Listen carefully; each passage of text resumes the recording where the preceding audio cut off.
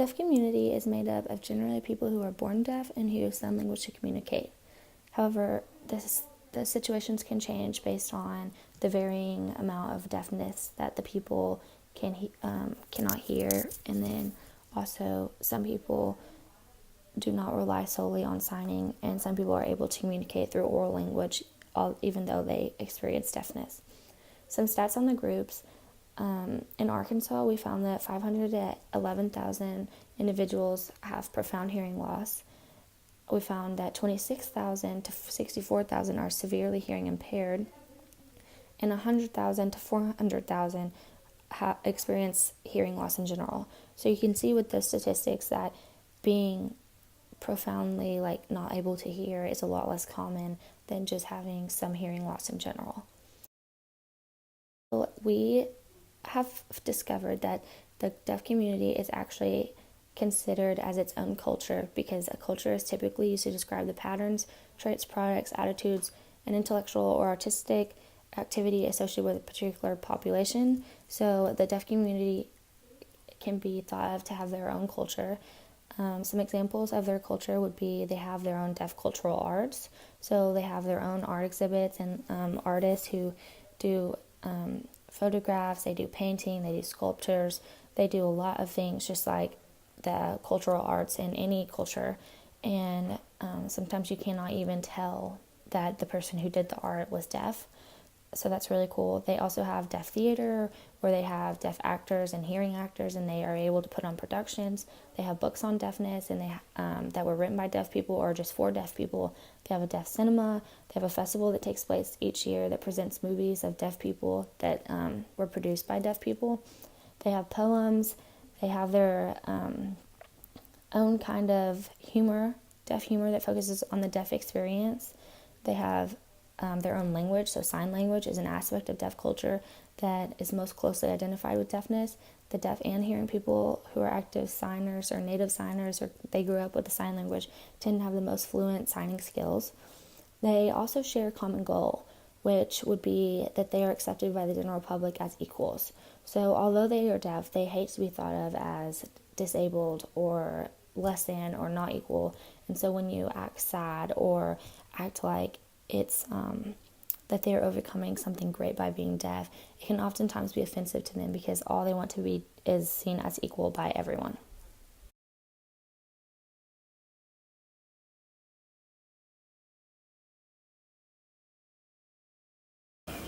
Hello, my name is Calvin Johnson. My sign name is KJ. And I'm from Marianna, Arkansas. I grew up in Marianna, Arkansas, small country town. And I have 5 brothers and 1 sister. And most of my family are hard of hearing. But me and my brother Daniel are more finally deaf.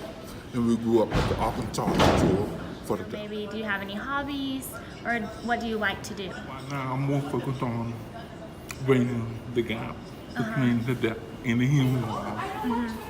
But I'm so much involved with my community here. And I do a lot with the nonprofit organization. Okay. It's called Deaf United Organization. Okay. And we go out and bring education awareness between the deaf and the hearing. Which means going out to the hospital, to school. Communication is a large part of the deaf community. Though some may not be able to speak, many use a tool of lip reading in order to understand what someone is saying. According to lipreading.org, lip reading allows you to listen to a speaker by watching the speaker's face to figure out their speech patterns, movements, gestures, and expressions. Often called a third ear, lip reading goes beyond simply reading the lips of a speaker to decipher individual words. In order to lip read successfully, you must also read the face to uncover other nonverbal clues about the situation. Reading someone's face can tell you an individual's tone, mood, and so much more. HearingLink.org says, when we communicate with others, our words make up only 7% of our total communication. 38% is our vocal signals, and 55% is our body language, or nonverbal communication.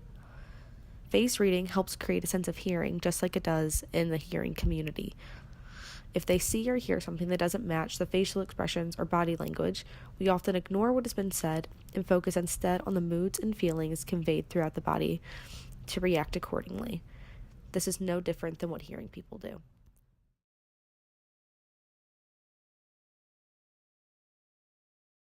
Are there any slang words that y'all use, any slang signs that you guys use in conversation as being a part of a deaf community? Sometimes sign language is not the same in every area. The north and south have different signing. It's very different. It's not the same. People in north, they sound fast, they talk fast. Okay. And it changes, like California sign, they may change a little. And so it's not like sound in Arkansas or. According to the National Association of the Deaf, or the NAD, too often media representations lack authenticity and present a distorted view of the deaf and hard of hearing community, and this misrepresentation deprives the public of an accurate understanding of a community that is rich in culture and language. If you pay attention to the media, people who are deaf are often portrayed as not being able to do a variety of things because of their hearing. What we fail to realize is that people who are deaf can do all the things that hearing people can, they just have their own way of doing them. To give a basic example, sign language interpreter and community educator Lydia Callis says that what the telephone and radio did for hearing communication, text messaging, and social media have done for deaf communications. The point is that we tend to forget that there are other ways to accomplish tasks, and just because people who are deaf use those alternative ways, it does not make them the wrong way. The media also portrays those who are deaf as people that need to be fixed or cured, but in reality, according to the NAD, they do not feel like they need to be cured or fixed through technology or therapy. As it turns out, being deaf has its own culture, and many individuals do not see a need to leave this how the culture. media portrays you, what would you change? I think the change is the word can. That's a very negative word for our, because that can't word put a very big on a lot of things that we can't, but we can. And so I think that needs to be changed to say maybe a better word or a better action would be, how can it be done? And find a way solution, because there's always, there's no limitation. I mean, I think they put us in a box. We can be a doctor, we can drive a plane, we can do just about anything. One of the biggest questions among the deaf and hearing communities is deafness a disability or a culture? According to an article from The Atlantic, the trouble is that the former group, who see it as a disability, holds a disproportionate amount of power, and the latter group, the ones who see it as a culture, are the ones affected. The author of the article spoke with one deaf man, Jeff Dupree, who volunteers with Autism Free America and is a proud sixth-generation deaf person. He said, "My whole life I've lived as a deaf person. I've worked and associated with deaf people, and I've had no problem in this world. So why are organizations like this, AGB, trying to take away my right to live the way I want to live, my right to raise my children the way I feel like they should be raised?" For culturally deaf people, to be deaf is a natural state of being. It is an everyday part of their life and their identity. To express sadness or regret for a person's deafness can be considered a lack of acceptance of who they are. According to an article from Aussie Deaf Kids, deaf people do not usually see themselves as disabled or impaired, and dislike being referred to as hearing impaired. The disability they experience is a result of the assumptions and barriers that the Hearing Society imposes on them.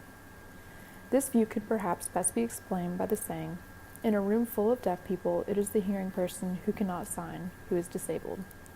According to The Culture of Deaf People by Carol Patton, the primary goal for the deaf community is to be accepted by the general public as equals. What are your feelings towards deafness being labeled as a disability? I've seen and I've always be capable of doing anything. It's just that we can't hear that. We may have different language, different way we wake up, different way we speak, different body language. I mean, we have that, but I felt the word disability. Use the word can or not able, and if we are able to, we can. If show it a different way, different method. There is often conflict in the deaf community, especially concerning children. Tina Donvito, in a piece featured in the New York Times, expresses her frustration with choosing how to raise her hard-of-hearing son. She feels pressure from others to not teach her son sign language and feels judged for trying to bridge the gap between herself and her child. This conflict among deaf children and parents is not uncommon. 2 or 3 out of 1,000 children are born with hearing loss, and of those, over 90% of them have hearing parents. StartASL.com says that ASL is commonly thought of to be a version of English, when in fact it is not. It is its own language with its own syntax and its own grammar, and is as capable as any other language of communicating effectively. It is also a misconception that all deaf people use sign language, when in fact many use it as their second language, if at all. There's a long way to go to obtain complete equality and fully bridge the gap between the deaf and the hearing, but Arkansas has certainly taken steps to ensure that the deaf community is being advocated for. OvationHearing.com lists several resources such as the Arkansas Association of the Deaf, Disability Rights Arkansas, and Arkansas School for the Deaf that are pursuing the rights, equality, and advocacy of the deaf and the hard of hearing. In the deaf community has allowed you to see the world differently at all? We can bring awareness what's out there. I think we have seen a lot, and we will be seeing more. But I think what we're seeing is the wall coming down. Before we were seeing that barrier wall. But it's becoming so much better of working for what's out there. And the deaf are and I don't think a lot of deaf churches understand that improvement, but want more. And sure, that's right. I mean, now in 2018, we're moving. Seeing things so much better with technology, and people are hiring, and through the system.